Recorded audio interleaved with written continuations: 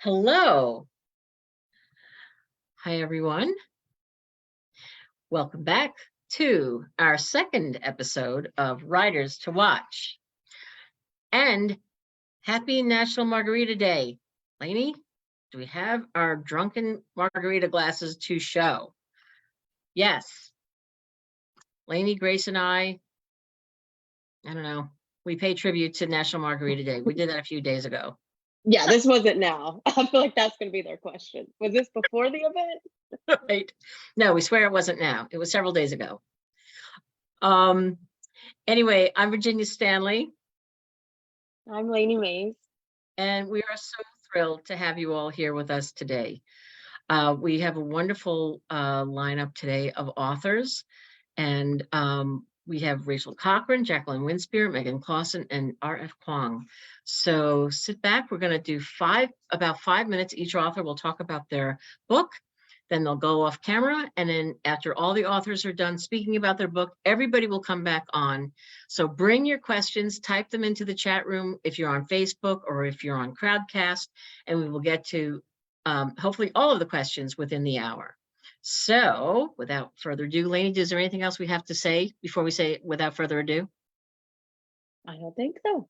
The ado is here. The ado, did you say the ado is here? I did. That's funny. Okay, so let's bring on Rachel Cochran, author of The Gulf. Hello. Ooh, love that jacket. Hello. Hi. Hi, Rachel. How are you? I'm doing great. Thank you. Oh, we're so excited to have you here. And oh my God, I love this jacket so much. Do you? Yes, I do. I just received my first ARCs yesterday too. So I love it in person. I love it digitally. I just think it's absolutely stunning. Ah, so great. So great. Well, it's as beautiful on the inside as it is on the outside. This is your debut. It's a literary thriller that's set on the Gulf Coast of Texas in the 1970s, and it takes place during the height of the women's liberation movement in this very small religious town. So there's much to talk about here, and we can't wait to get into it. First, a little bit about you. Rachel was raised in Texas. She received her PhD in English from the University of Nebraska-Lincoln. She currently teaches literature and creative writing at UNL and is also an assistant editor of Machete, a literary nonfiction imprint of the Ohio State University Press. Her short stories and essays have appeared or are forthcoming in The Rumpus, the Masters Review, and they've won New Ohio Review's nonfiction contest. And you can check out all of Rachel's writing on her website, rachelcochran.net/writing. It's a great website. There's so much, you've got everything broken down between fiction and nonfiction, and don't know where to start first, but it's just a treasure trove. So loving it. So yeah. So Rachel, tell everybody what you want them to know about your book, The Gulf. Well, first I have to thank Virginia and Lainey for including me in this event. I really want to thank my co-panelists for appearing here, and thank you to all of you for attending. I'm particularly grateful to be included in this libraries event because of the crucial role that libraries have played throughout my life. Like many kids who come from difficult homes full of, secrets and abuse, I latched onto libraries as a place for community, escape, and to encounter stories that would help me to leave my own sort of restrictive world and also to better understand that world. So especially as a queer kid in a conservative house, the library was a really crucial space for me to explore those aspects of my identity. I was able to learn more about myself from books that I would never have been able to own or take home safely. But I'm particularly aware of the vital role that librarians themselves play, which is so much more than just that alchemy of putting the right book into the right hands at the right time. There are far too many librarians in my life to name right now, but I particularly want to shout out Miss Viral, who is the middle school librarian I worked for as a library aide, and who helped me to found a creative writing club in the middle school, the club where I would write my first novels. So of course, these novels, I was 12, so these novels were little more than blatant ripoffs of Harry Potter and Tamara Pierce books. But Miss V still saw value in them. And in fact, when she met Tamara Pierce, who was my hero at the time, at a libraries conference, Miss V brought back a card for me that read, "To Rachel, keep writing," and was signed by Pierce herself. I still still have that card framed in my bedroom. But now when I look at it, Miss V is the hero I think of rather than Tamara Pierce. So all of this to say that I'm really deeply grateful to have this opportunity to talk to you now about my debut novel, The Gulf, a novel that would absolutely never have existed if it hadn't been for the libraries and librarians that I've known over the years. So now just a few words about The Gulf and its story. 15 years before the start of the book, Joanna Kerrigan left Parson, Texas, seemingly forever, leaving a trail of death and destruction in her wake. And Lou Ward, the protagonist, still hasn't forgiven Joanna for that. If anything, the years have stoked her rage.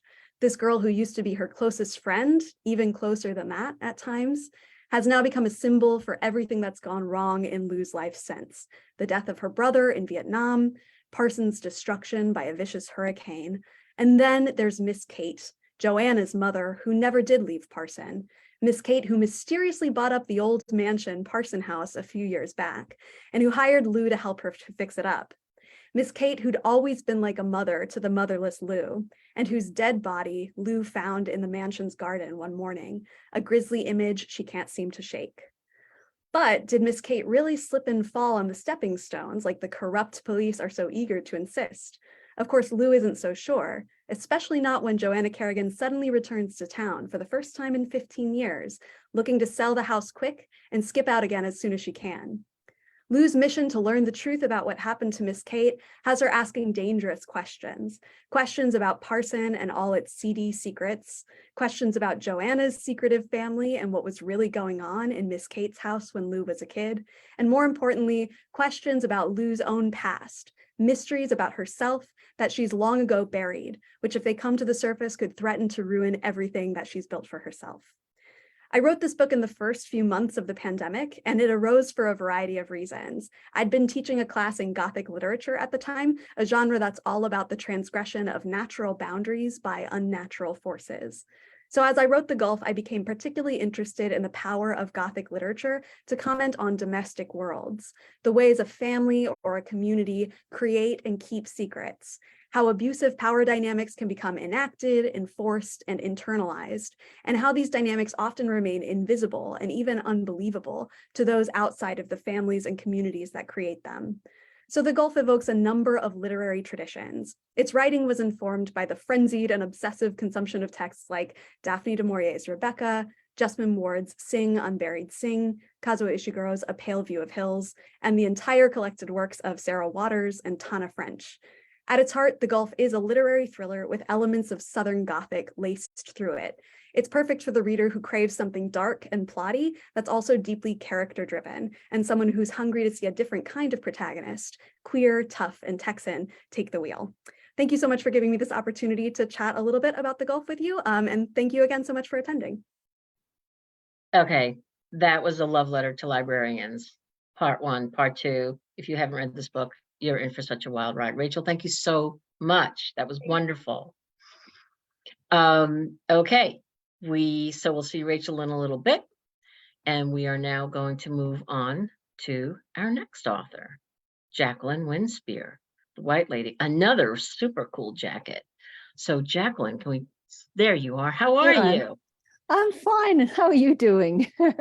Great. I'm so happy to have you here. This is such a great mix of authors, and anyway, we're just honored to have you with us today. So thank you, Jacqueline. I'm thrilled to bits, and it was just wonderful listening to Rachel. And I think all of us, when we know we're going to be speaking to librarians, we always think of our first experiences of libraries. And I know mine was when I was a very, very young child, and I don't think you can be a writer without being a huge fan of libraries and librarians. I mean, it's where we hang out. It's where we turn to when we're researching, either, our local librarians or specialist librarians and archivists. It's the fount of all wisdom, if you ask me. So thank you very much to all librarians. I'm a fan. and they're fans, and you have been so supportive of libraries over the years, coming to so many conferences and just being so wonderful and generous with your time, so as you are tonight.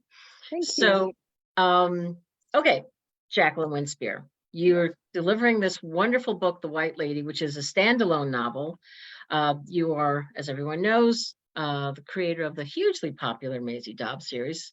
And this we have this set in a post-World War II Britain, and it's about a small town woman who is clearly hiding a mysterious past. I will say nothing more about the book because that's for you to do, but I am going to do a brief intro for the two people out in the world who don't know Jacqueline Winspear's accomplishments. Oh, thank you.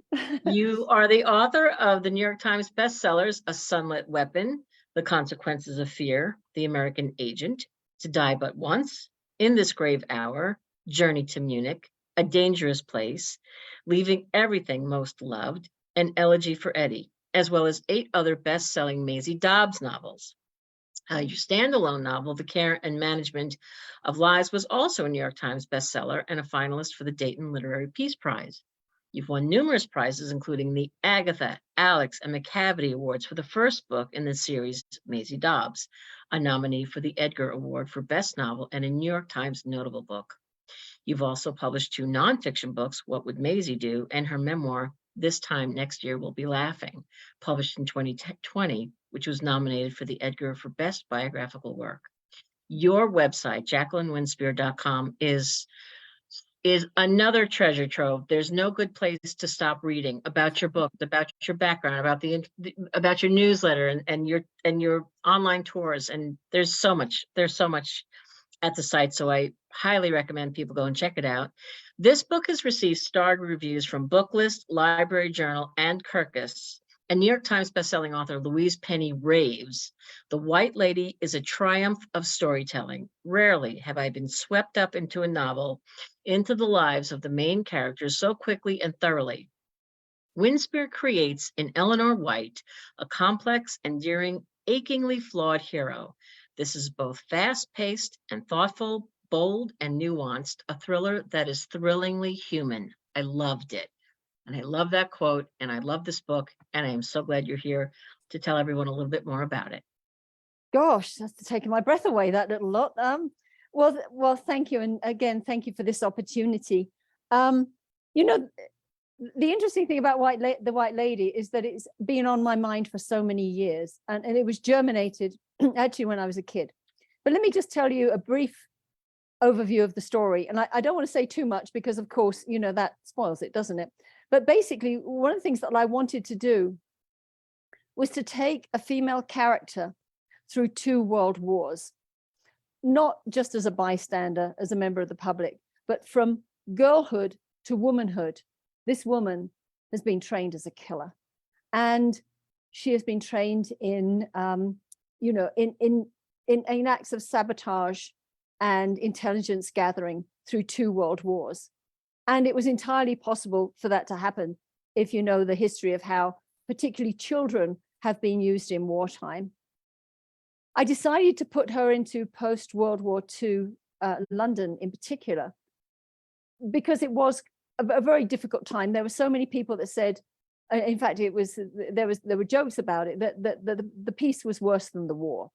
And in fact, in October 1946, there was a big London exhibition, you know, Britain can make it. And the big joke was Britain can't take it.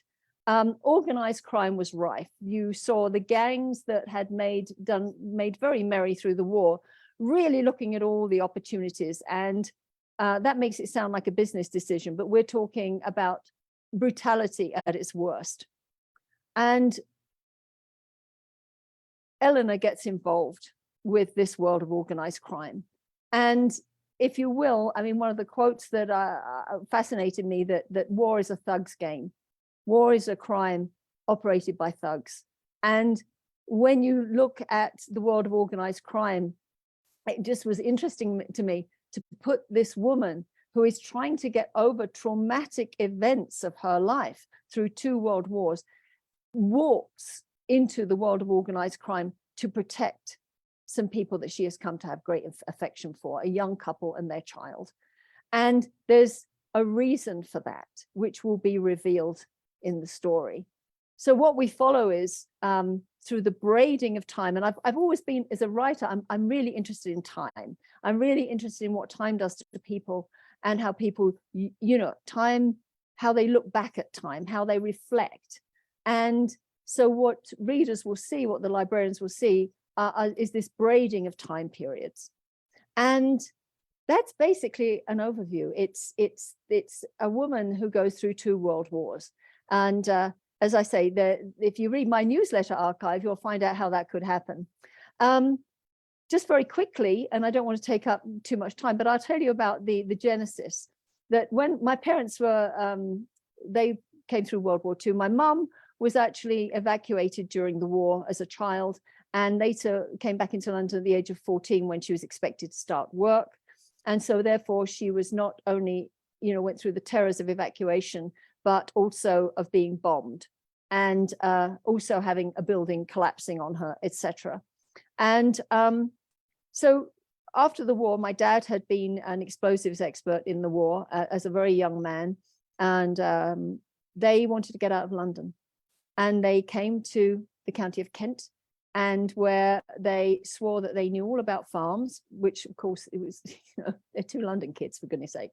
And both my parents worked on the farm. My mum was a bookkeeper for 4 farms. But every day she would take me to work with her. I was 3 years old. And we'd walk up the road, and I distinctly remember this because children remember unusual things. And there was a lady that would walk towards us every day, and she would have her coat up round here. And she always seemed to mold into the environment. She always seemed to have wearing a color that made it, you didn't see her till the last minute. And she had her hat pulled down over her ears. And she didn't say good morning for a long time. And of course, my mum would say good morning to everybody, as would I. And then one day she looked down at me and smiled and said, hello. And she smiled at my mother, and off she went on her way. But as we looked behind, she seemed to have just gone. And I think she had gone over a stile for a walk into the forest. It was right on the edge of a massive forest. And as we walked up the road, my mum leaned down towards me. She was holding my hand and said, she's one of those women who parachuted into France during the war. And I said, what's a parachute? And I think that's when she realized, this is the story that can wait. But I always was fascinated by that. And as time grew on, as readers know, I grew very interested about the role of women in wartime. And the story just started percolating even when I was in my early teens. And I never knew quite how I was going to do it. Of course you don't in your early teens. Then you go to college, and there's other things that you're doing in life. And it was while I was doing some specific research for one of my Maisie Dobbs books, among A Lesson in Secrets, that I came across the material that I knew that I could use to get a female child working in World War I. And that's all I needed, because I knew what was going to happen to her in World War II. And those of you that have read my memoir, This Time Next Year We'll Be Laughing, you'll know the 2 stories that come together. And I think that's, as Forrest Gump would say, that's all I've got to say about that. I don't want to give too much more away. Oh, those are great. Those are great carrots. Oh my God. Yes, that's wonderful. Wonderful background. And we'll have more questions to fill in some of that. Yes, the joy is in the read for sure. But how fascinating to that exchange that you had with your mom when you were so little, to say, what's a parachute? And then it just kept percolating in your head throughout your life. Yeah. Wow. Well, thank you, Jacqueline. That's fantastic. And we will Thank you. Come back to you after we hear from Rebecca and Megan. Okay, thank you. Thanks. Hi, and next we have Megan Clawson to the screen. Hi, Megan, how are you? Hi, no, I'm really good. And I just want to completely reiterate everything that Jacqueline and Rachel have already said about libraries. I know, like, writing this book, I set up camp in lots and lots of different places, and one of the most peaceful places, and I even did this all throughout school and all throughout university, is in the library. And it's just that sense of peace and a sense of just belonging that it doesn't matter who you are, what you're doing, you can escape into a library and there is something in there for you, even if it's just a chat with a librarian. So yeah, I just want to reiterate everything they said and just say thank you so much for giving me this platform to be able to speak to everybody and speak to so many people that I admire. So yeah, thank you so much. Thanks. That's very sweet. Thank you. Welcome. We're very glad to have you. I'm going to do a quick little bio, and then I'm going to hand it off to you. So, Megan Clawson, born and raised in Lincolnshire, England, and a beefeater's daughter. Her heart was ensnared by the city of London at a young age, and she moved to study English with film at King's College in 2018. She fell in love with her own royal guard while there, and now she still resides in the Tower of London along with her dog Ethel.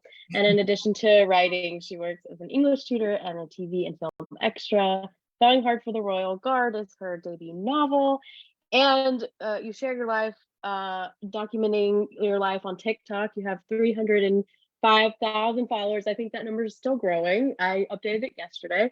And I really encourage everyone to follow you there because there's some really cool behind the scenes videos. But your romantic comedy debut is about Maggie, who lives in the tower, and she might fall in love with her own royal guard. And there's a lot of history woven throughout, which I really enjoyed.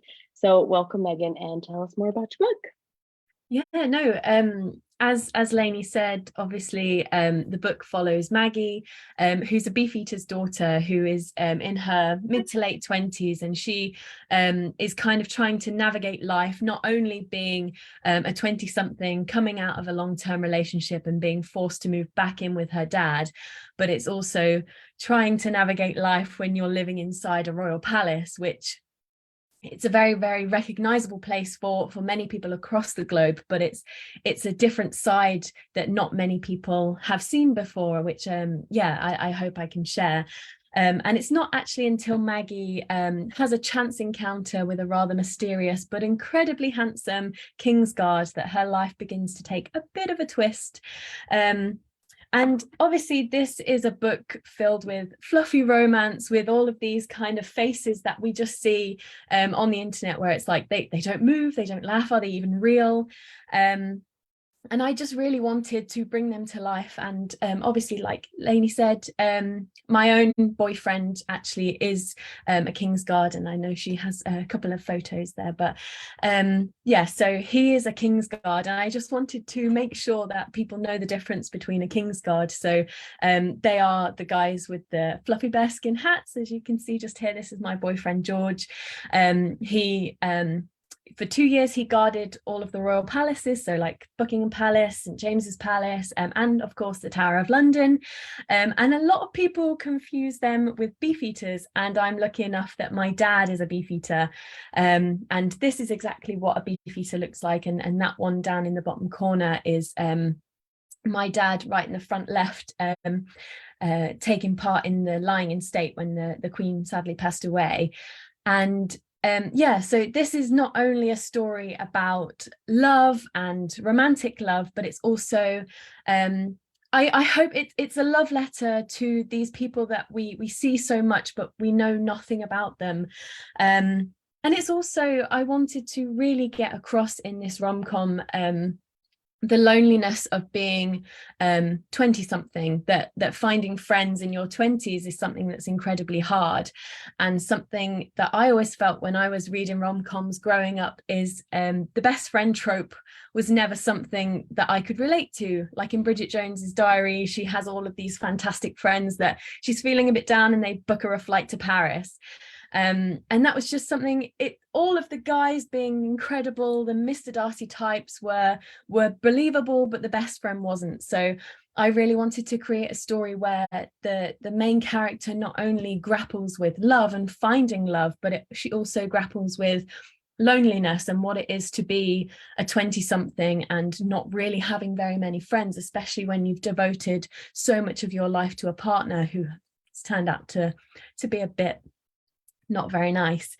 Yeah, and like Lainey says, I wanted to really weave in the history of the tower as well, because not only is the tower this beautiful fortress and a an incredible backdrop for a rom-com, but I also wanted to do it justice in just showing how much history is in these walls. And everybody knows the stories of Anne Boleyn and Henry VIII and all of these stories of execution and traitors and all of that sort of stuff. But yeah, I just wanted to show a new side of it and bring a new audience to a castle that's almost 1,000 years old, and bringing that to a younger audience, or even just an audience that had never thought about it before. And actually, the funniest thing about this book is the things that you will often find most unbelievable are actually the true parts.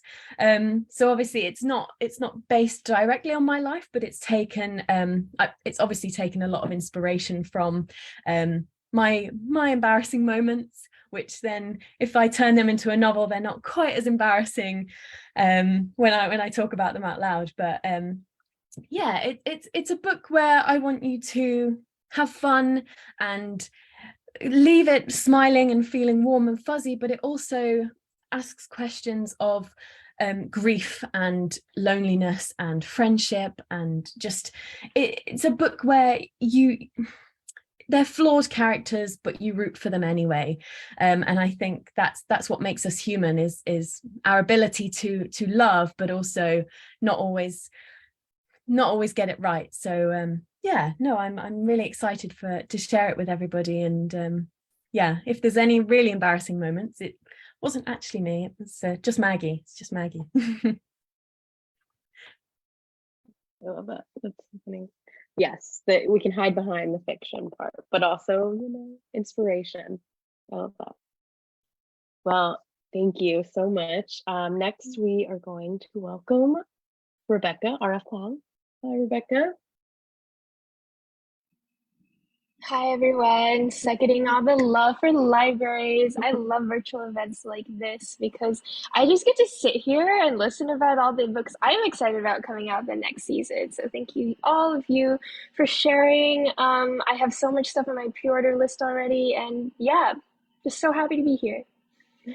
Thanks. And that's a good time to remind everyone, if you're on Crowdcast and you want to know more about these books or get eGalleys, there's a link in the center. If you're on Facebook, that's in the chat or at the top of the event. So thank you.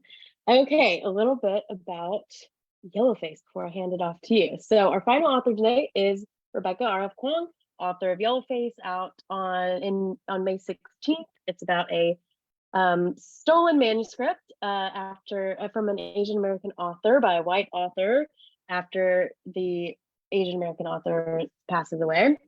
Rebecca Kuang is a Marshall Scholar, translator, and Hugo, Nebula, Locus, and World Fantasy Award nominated author of the Poppy War trilogy and the #1 New York Times bestseller Babel. And she has an MPhil in Chinese Studies from Cambridge and an MSc in Contemporary Chinese Studies from Oxford. She's now pursuing a PhD in East Asian Languages and Literatures at Yale. And we are just so excited to have you here. Please tell us more about YELLOWFACE.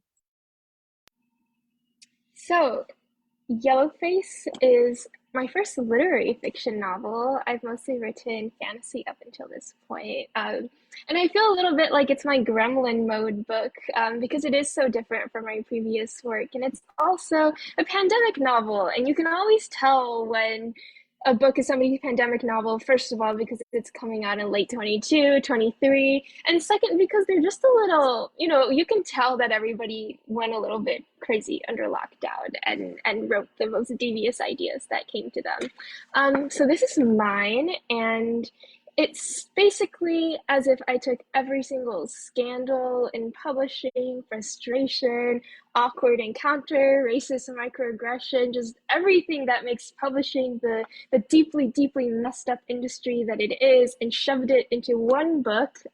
That's YELLOWFACE. It is just a ridiculous, absurdist satire of how this literary economy works, whose stories get elevated, who gets paid the large advances, who gets to go on tour, and more importantly, how do we treat each other as writers? I've always been really fascinated with the particular difficulties of becoming a writer in 2023 when so much of this world is deeply interconnected through Twitter, although who knows where Twitter will be. Who knows if Twitter will even exist when the book comes out. Twitter, TikTok, Instagram, etc. All of these online discourses have sprouted about what it means to be a writer, what you have to do to be a writer, what a writing lifestyle looks like. And at the same time that writing has become more democratic and accessible and interconnected, I also feel like we've gotten so distant from each other. So I'm also writing about the isolation and the terror and the psychological drama of being a novelist in this particular moment and having rivals you love and hate, rivals who, if they were choking to death on a pancake, you might just stand and watch die. So Lainey already mentioned a little bit about the plot, but I'll say again, we have two main characters, June and Athena. June is a struggling writer. Athena's career really kicked off after college, and they're frenemies, but there's always been something not quite right about their friendship.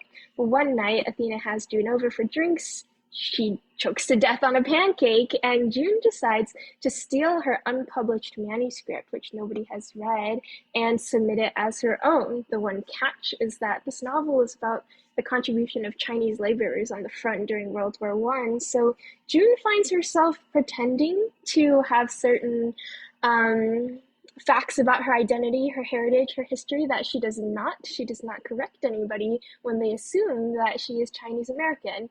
So I'm also really interested in how race can be commodified and marketed in this world where so much has become hashtags, tropes, quick, easy labels. When you have a book talk section at Barnes and Noble, I'm interested in how we talk about books and how we sell books, and especially how we sell books by marginalized writers in ways that perhaps reduce them down to just their marginalizations, which is a practice I really disagree with.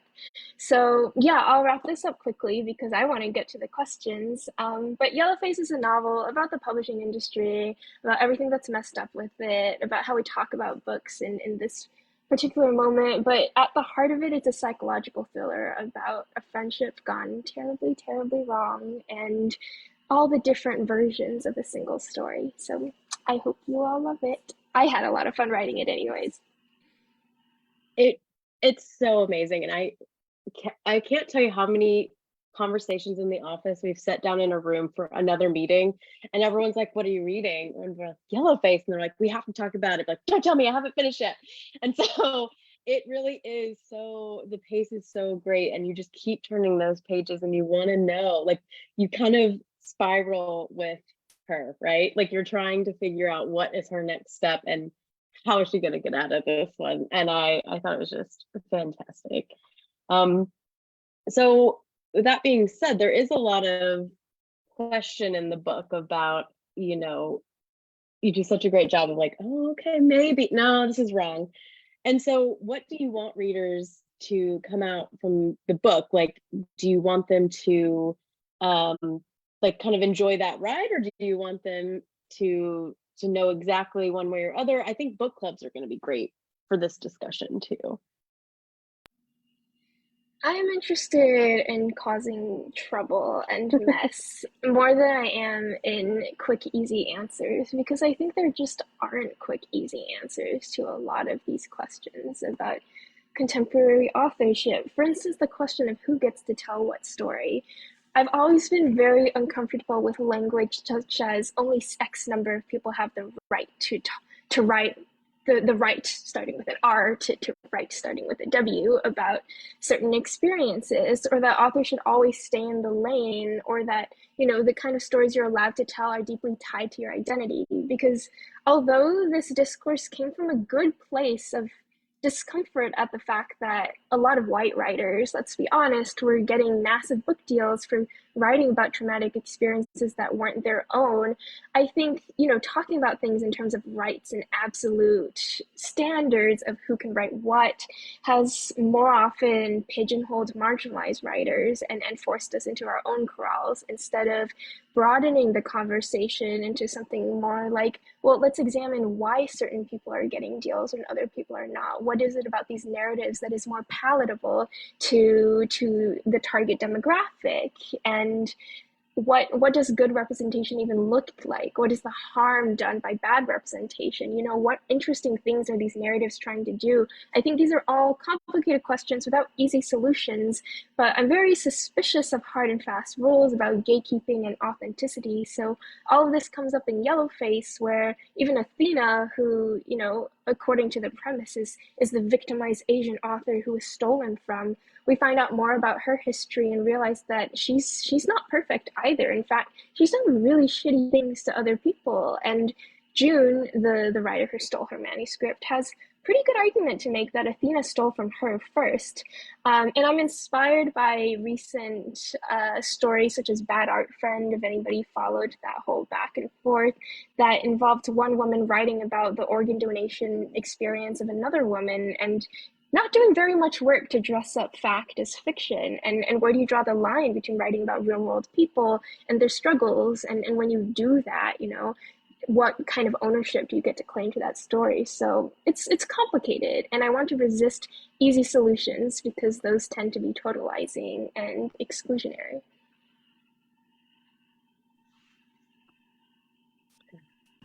Yeah, that's very interesting, and it is so interesting how June can sort of make when she goes and she revises the manuscript so much, it's like, yeah, it's mine, and she really does make it okay in her head. It's very weird. It's such a fascinating read. I think we should bring everybody back on, and then we can ask a few questions of everybody. So if everyone, Megan, Rachel, you want to turn your cameras back on? Thank you all again for hanging and listening to each other. And so we have people on Crowdcast, we have people on Facebook. Let's see, we're all good. So we'll do a little round robins here, and we'll go back to Rachel. Rachel, you write fiction and nonfiction. We've referenced your wonderful website, rachelcochran.net/writing. So good, so much to look at, to read and dive into. Good luck coming back out. Can you talk about how the character, the house is a character on its own in this story? And we're wondering if you have any Southern Gothic house stories from which you drew inspiration. Oh, yes. Well, the South is populated by houses with really interesting and deeply troubling histories. We had, where I grew up on the Gulf Coast, there was a mansion nearby that I think my vibes and my relationship to, like, you know, taking field trips to that house as a kid, and hearing the very forgiving, papered over Texas history textbook version of why this house was built and what its history was, and then growing up and having to kind of unlearn that version of things. It's and learn, you know, the real context of you know, plantation history and slavery and segregation and all these things that Texas had been so complicit in and had been happening in this house and in my community and in the larger state of Texas throughout history. I think that the book in some way is kind of a mirror or a parallel of that process of growing older, growing away from the versions of these stories that you hear from the people in power who want to create, like, you know, a version of history where they didn't do anything wrong, the sort of states' rights argument. And that, you know, we took multiple years of Texas history as kids, and we checked out these places and got these very, very aestheticized, you know, gentle versions of the story. And so much of my adult experience has been re-examining that story, that narrative. And The Gulf is essentially a book about the main character as an adult re-examining the narratives of her childhood and the things she experienced and how she was trained to compartmentalize them when she was a kid. And now as an adult, she's able to see the violence, the suppression and repression that she wasn't able to kind of pick up on. She wasn't empowered by the stories that were wrapped around these violences. So the house kind of becomes like a microcosm for that thematic trajectory in the book. That's so great. And I told you before, I love a good Gothic crumbling house that becomes a character itself. It's just fantastic. And I think I'm from the South too, so there's a lot of that unlearning that you have to do, those stories that are very romanticized. It's like, oh, well. So I think it's a big feat, and you did well. So I have a question for Megan. So on TikTok, and then also I wanted to throw out the link, and I will, for your press kit, which is on Edelweiss for everyone watching. You have some tips for people who live in the Tower, and I don't know if you could just give us a couple if someone's gonna go live in the Tower of London. Yeah, so I actually made a video of this on my TikTok, and people just were just baffled. And it's just things that you would never really think about. Like, although actually I didn't realize that in America it's not as common to hang your washing outside, because people were shocked to begin with. So the most embarrassing one is don't hang your pants on the washing line outside, and that took me a little while to realize, and a couple of embarrassing moments. But yeah, there was loads of people in my TikTok comments going, why would you hang your pants outside anyway? So yeah, so that was something, is if you live in the Tower of London, just don't just hang it all up inside. That's fine. If you don't have a tumble dryer or anything, just put it inside. Yeah, there's plenty. There's definitely, do not wear high heels for anything. And if you do wear them, then take them off at the gate, because it's a long walk from the front gate to your front door, and a lot of cobbles as well. And the top tip that my dad actually gave me when I first moved into the Tower was, if you think you have heard or seen or felt a ghost, the best thing to do is just say, "Hi, how are you?" and get on with your day. Because apparently if you talk to the ghosts, then they're good to you, and they like you and everything like that. So that's what I do. If I'm suddenly awake at 3 a.m. and I hear someone walking up the stairs, I will go, "Hi, how are you?" And then just roll over and go back to sleep, because if you think about it too long, then yeah, not good. Not good.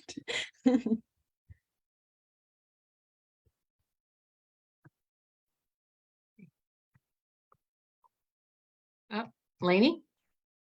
Oh, here we go. Oh, okay, yes. Or do you have a question? Or I thought you were gonna ask one for. Maybe not. I can continue. Can you hear me? Can you Yeah, hear me, I Lainey? can hear you. Yep. Oh, good. Okay. I don't know where my screen has gone, but that's okay. Yes, I have a question for Jackie. Okay. So Jackie, you wrote this character Eleanor, and you reference your memoir and say that some people might be able to maybe identify who that might be, who you might have based that on. I was wondering if you could talk about your grandfather's experience in wartime, and what, how did that inform any of Eleanor? My grandfather was, he served in World War I. He was severely wounded at the Battle of the Somme in 1916. He was shell-shocked and gassed, and he sustained very serious leg wounds. He was still removing shrapnel from his legs until he died at the age of 77. And you know, I will say there was something about witnessing him doing that. One day, you know, soaking his legs and teasing this tiny, you know, piece of metal from his legs, that made me really think about the impact of war, even as a child. That, you know, war, when we read about war in the history books, it's finite. 1914 to 1918, Second World War, depending on which country you were in, 1939 to 1945, or 1941 to 1946, and so on. And yet my grandfather was still suffering those wounds when he was 77. when I first came here to the United States as a visitor, I couldn't believe how many young men, just not that much older than me, who were on the streets, you know, veterans of the Vietnam War. And they definitely had the wounds, you know. And so that notion of you know, as Lady Rowan says, the character Lady Rowan says in my novel Birds of a Feather, that's the trouble with war. It's never over when it's over. It lives on inside the living. So to that extent, there was, if you will, a connection to Eleanor, because Eleanor bears the wounds of her wars. As a young, very young woman, you know, 13 years old, 12, 13 years old, she's fighting.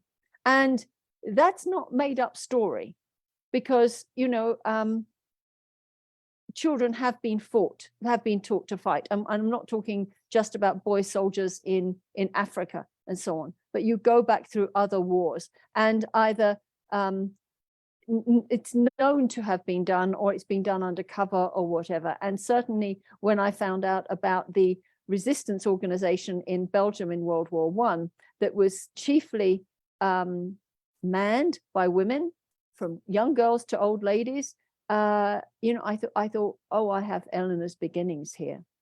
So that's a little bit about my grandfather, and if you will, what I think about war and what I've observed, certainly in my own family.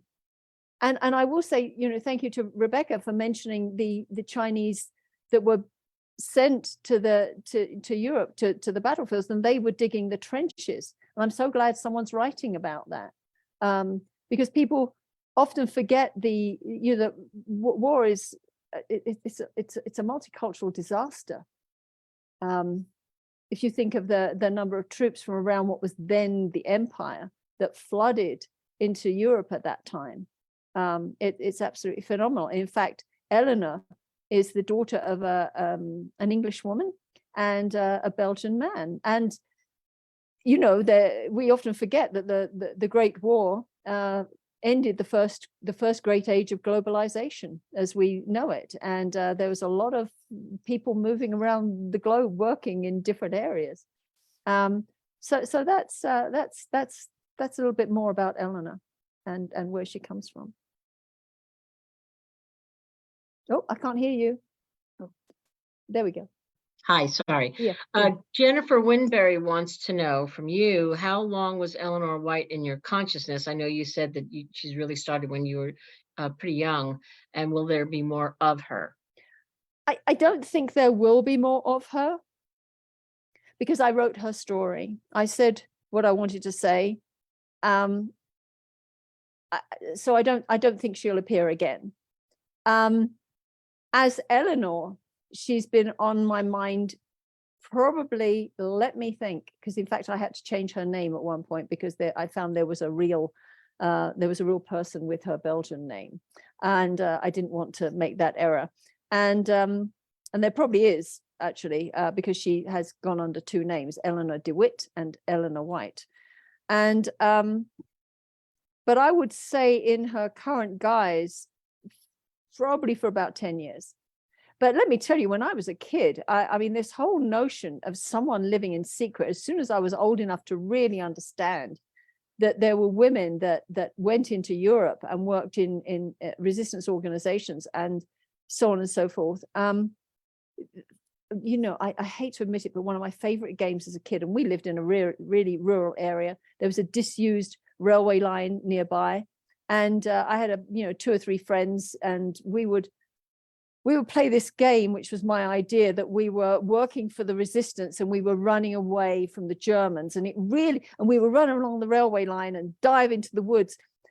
And it really helped if the little light aircraft went over, because then it got more intense, and then everybody else got fed up with the game except me, because I just, I grew up with stories of war, and from my parents' experiences, grandparents' experiences, and those of I come from a very big extended family. By the way, one of my uncles was a lifeguard with the guards, and one was, as your boyfriend was what the King's Guard, except he was a Queen's Guard.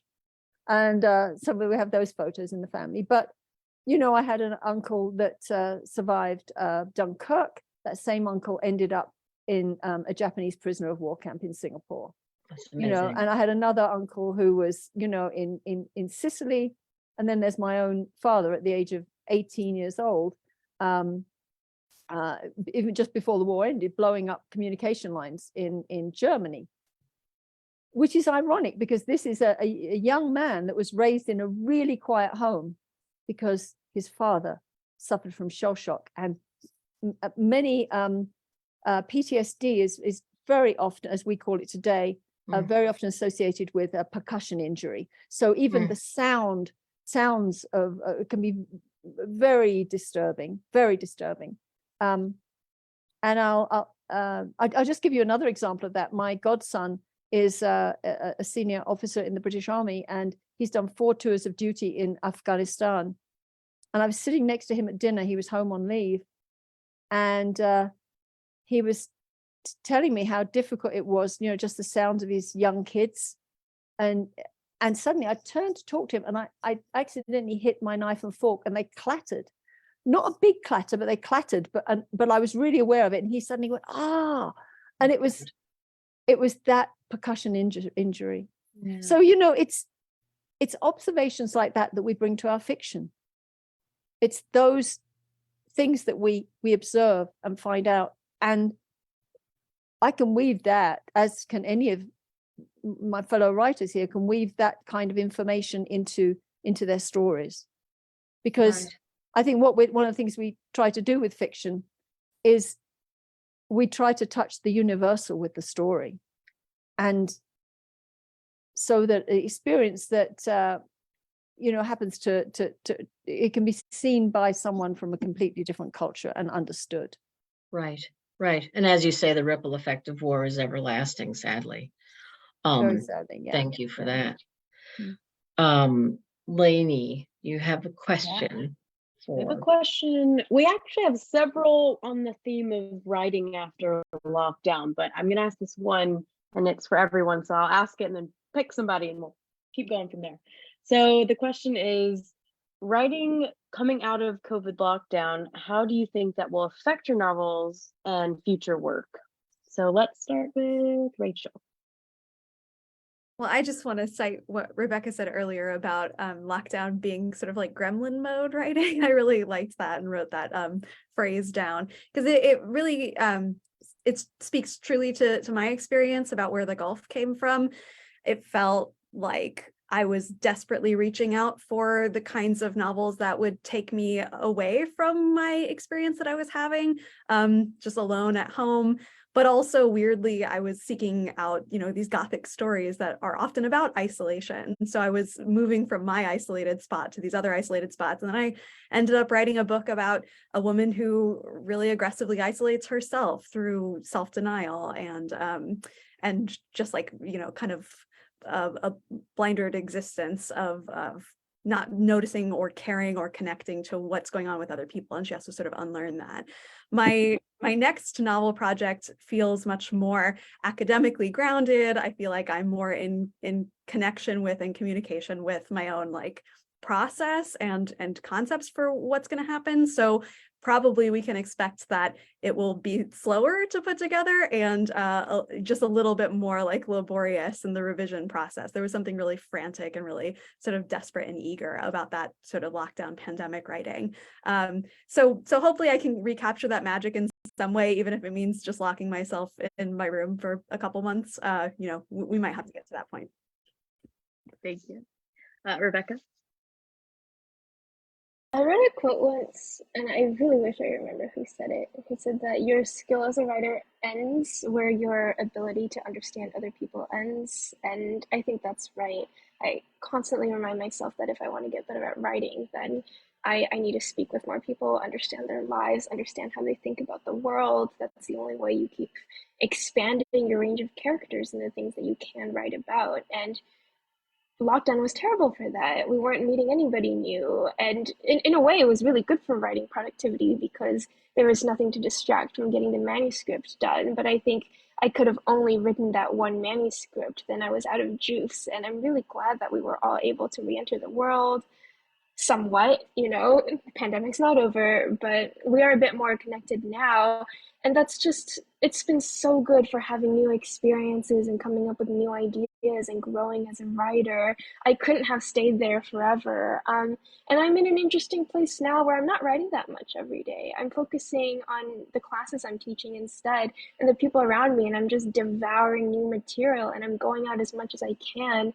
And that's good because when I'm ready to sit down and write again, there will be so many more thoughts to put down than I had before when the tank was empty. So, maybe the next global pandemic will hit when I need to hunker down and finish this next manuscript. But right now, I'm just soaking up other people and ideas and stories like a sponge, and I'm so grateful. Well, before we finish this question, we want to hear from Megan and Jacqueline about this. As long as we have you on here, Rebecca, there is a question from Michelle Fenton who says, since Yellowface was a departure from your other novels, do you plan to write more fantasy when you start to write again? I'm writing more fantasy right now. There is Yay! a draft. Much happiness. We delayed it to 2025 because I'm getting married in 24 and passing my qualifying exams and turning in my prospectus. And I just want to focus on my life a little bit. But the next fantasy novel will come out in 25. Well, congratulations. That's good for you, getting the balance. Very happy for you. Okay, so let's finish with Megan. And Megan, if you want to, and also Megan, we have another question for you. So in addition to writing about COVID, Vicky Nesting wants to know about the sword behind you. So maybe you can answer both those questions. I really hate to let people down. So like when I tell people I live in the tower, they think I live like with some 4-poster bed and everything like that. But I'm just a massive nerd. So this is a replica of a Scottish claymore. And yeah, sadly, it's not part of any collection. It's just a nerd item, really. So yeah, nothing exciting. No kind of 16th century awesomeness. No, sadly not. But yeah. With COVID, I know, like for myself, when we went into the first lockdown, I was in my second year of university. I was a teenager, and I was really prepared by. I even said to myself in the first lockdown, I was working, doing all my lectures online, and I said to myself, right, when I go back to university, for my third year, she hoped, I'm really going to go out in the world and I'm going to go partying, which I'd never really done in my first year, and I was going to make up for all that lost time. And then the lockdown continued and it continued, and then by the time it had finished, I'd had my 21st birthday and I felt like I'd aged 10 years. And it kind of blurred the line between kind of being a young person and then all of a sudden, like, I'm an adult and what on earth am I supposed to do? And I know personally I'm a big overthinker, and I know a lot of authors are as well, because that's how we end up writing all of these different characters and everything. But I think it was such an introspective time because there's nothing else to do but think. And I think you can see that in Falling Hard is that Maggie, the narrator, is a very, very introspective character, that it's a lot about the way that she navigates the whole world. And I think, yeah, definitely, like, I've come out of lockdown more anxious about the world, that now I think about social situations even more than I did before as an anxious teenager, that now I'm constantly imagining things on surfaces and all sorts. And I think, yeah, it's just made me personally look even further kind of internally, because yeah, we were just obviously in the same four walls for so long, and then yeah, just transgressed such a monumental bit of my my youth. So yeah, no, it's very, very good to kind of think about the self, but also on a kind of very anxious level as well. So yeah. Well said. And Jackie? Well, really, it didn't change my life dramatically in terms of my work because, I have a certain way that I go about my day. I write for a certain length of time, and then usually I train in the equestrian sport of dressage, and you have to. It's great for what I do because it gets me out of my head. Because when you ride a horse, particularly if you're doing a specific type of sport, if you're not absolutely present with that horse soon lets you know that you need to step up here, and it's not always pretty. So, but I couldn't go to the stables because there was complete lockdown, so I had to arrange my day differently. But the interesting thing is that I mean, it was a really busy time for me because 2020 I was publishing the memoir in the fall, but I was also working on the Consequences of Fear, which was coming out just a few months later in early 2021. So it was a really busy time. But one of the things I think is really important to mention, and it's not for everybody, but for me as a writer, I really believe in cross training. And if you're an athlete, you cross train. You don't just run your laps. If you're a runner, you do weight training, you swim, what have you. I also write articles and essays on assignment, and and that was wonderful for me because it for the articles and so on that I wrote during that year took me out of my day-to-day work, which is writing my getting one book ready for publication and writing another novel. And I was writing on subjects like and interviewing other people for those articles on Indian women writers. And for example, I've just recently written a book on different forms of courage, an article. So I really just knuckled down, and I think sometimes that's just the experience of having to knuckle down. And I know that sounds very British and solid and so on, but I come from a family that just their whole thing was whatever happens, you just got to get on with it. I know that sounds really harsh, but that's how I grew up, and that's what I was brought up to do. And when I was writing for the first 3 novels that I wrote, I also had a day job because I had to have a day job. Right. I couldn't afford just not to have a day job. And in fact, giving up, and there was a point where, of course, you can't do book tours and have a day job. And it was the most terrifying thing I ever did in my life is to take that leap. So once again, lockdown, I just put my head down, I got on with my work, and I got on with the other things. And then we came out of lockdown and just got on with it again. Thank God. I mean, there are still varying degrees of, concern, and naturally we should be, but it's really interesting to hear from everybody and their different approaches and responses to it and how everybody dealt with it. And everybody's, I mean, you're all here, and what brought you here is the fact that your books are done and just about to go out into the world. And so we thank you all so much for taking the time tonight to talk with all of us, to talk to librarians who have been your champions, are your champions, and always will be. They're the most loyal readers. Sorry, it's true. Rebecca Kuang, Jacqueline Winspear, Rachel Cochran, Megan Clawson, thank you so much for taking the time to speak with me and to speak with Lainey. This has been just wonderful. Lainey, do you want to tell everybody quickly before we have to sign off about where they can find information on the books and anything else that we want to say? Yeah, this was a true delight. So thank you all for taking the time to do it. All of the book information on Crowdcast is at the bottom on the link. It'll also be in the chat very soon, and then on Facebook in the chat as well. So if you haven't already, download eGalleys. They're all available, and you have something to do for the rest of the night.